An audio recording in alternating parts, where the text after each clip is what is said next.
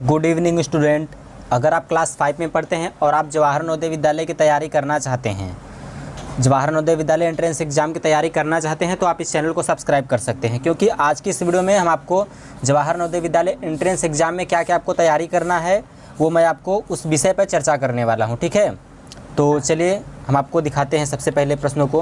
हमने पिछली वीडियो में कुछ बता भी रखा था आपको। सबसे पहले नंबर पर आता है वर्गीकरण, तो इससे संबंधित हमने कुछ प्रश्नों को आपको बताया था, तो ये आप नोट्स बनाइए, उसमें लिखिए पहला नंबर वर्गीकरण, दूसरा नंबर समान आकृतियों की खोज। तो समान आकृतियों की खोज का मतलब क्या होता है, आपको ये आकृति दी रहेंगी, ठीक है, ये आकृति दी रहेंगी, इसमें से आपको एक समान, इसके जैसी समान आकृति आपको खोजना रहेगा। ठीक है, आपको ये समझ में आ चुका है समान आकृतियों की खोज।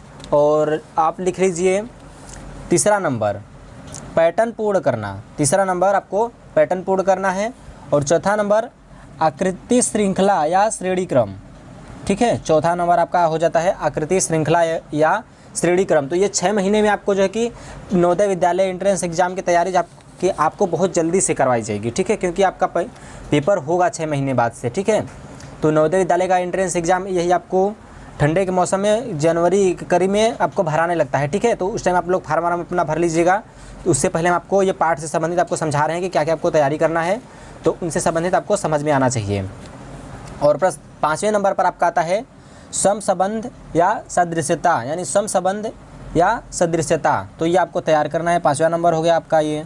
और छठा नंबर क्या आता है ज्यामितीय आकृति, ज्यामितीय आकृति वर्ग वृत्त या त्रिभुज पूरा करना। ठीक है, तो ये आप देख लीजिए आता है आपका ज्यामितीय आकृति वर्ग वृत्त या त्रिभुज पूरा करना, ये आपको करना रहेगा। ठीक है, तो ये आपका कौन नंबर हो जाता है, छठा नंबर हो जाता है। तो यहाँ पर हम आपको लिख लेते हैं छठा नंबर। आप एक सादा कॉपी बनाइए, उस पर ये सब नंबर वाइज लिखिए। ठीक है, छठा नंबर आपके ये हो गया है। तो चलिए हम थोड़ा सा अब आगे पढ़ लेते हैं।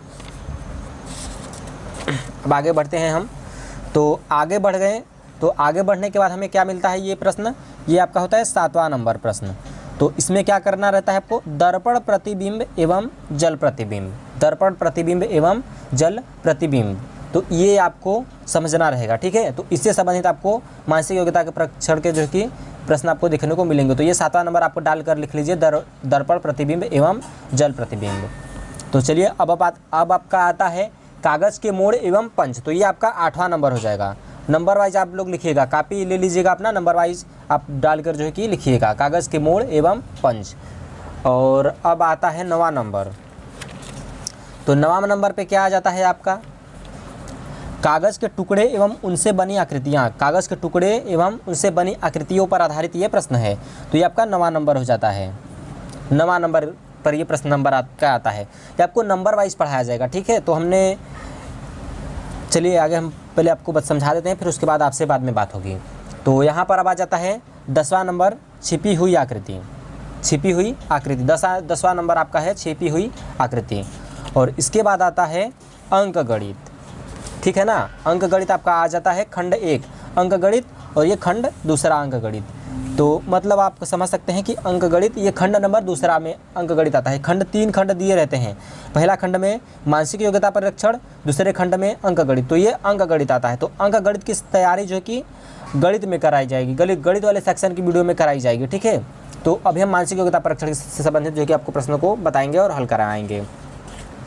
तो उसके बाद आता है खंड नंबर 3 भाषा परिरक्षण। तो आपको इतने पढ़ने रहेंगे कुल प्रश्नों को। आपको समझ में आ गया ना हमने क्या क्या बताया है सभी प्रश्नों को। ठीक है, तो आपको इतने प्रश्नों को जो है कि पढ़ना रहेगा। उसके बाद आपका ये कंप्लीट हो जाएगा। ये ऐसा आपको पेपर दिया रहेगा, उससे हमने आपको बस सब कुछ समझा दिया है कि कौन कौन से प्रश्न आपके पेपर में आएंगे, ये प्रश्न आपको तैयारी करने हैं। आप कॉपी बना लीजिए, इतना आप पहले सबसे पहले लिख लीजिए, फिर आपको कल से पढ़ाया जाएगा। और मैं वीडियो के डिस्क्रिप्शन में एक लिंक दे रहा हूँ। मैंने जो है कि वर्गीकरण के जितने भी प्रश्न बनते हैं, वर्गीकरण से संबंधित आपके जो कि जितने भी डाउट्स हैं वो सब क्लियर हो जाएंगे। वर्गीकरण के जितने भी प्रश्न हैं आपको सब कुछ समझ में आने लगेगा।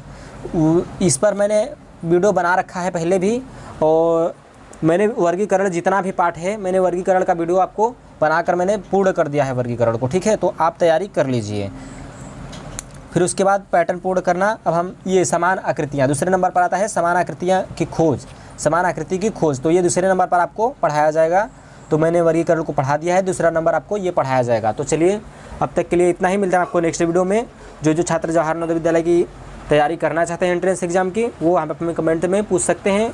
कुछ भी आपको समझ में नहीं आता है या फिर कोई भी आपको डाउट से समझ में नहीं आता है, जैसे आपको कुछ भी समस्या रहती है तो आप हमसे पूछकर बात कर सकते हैं। तो चलिए अब तक के लिए इतना ही, मिलता है आपको नेक्स्ट वीडियो में। Good bye.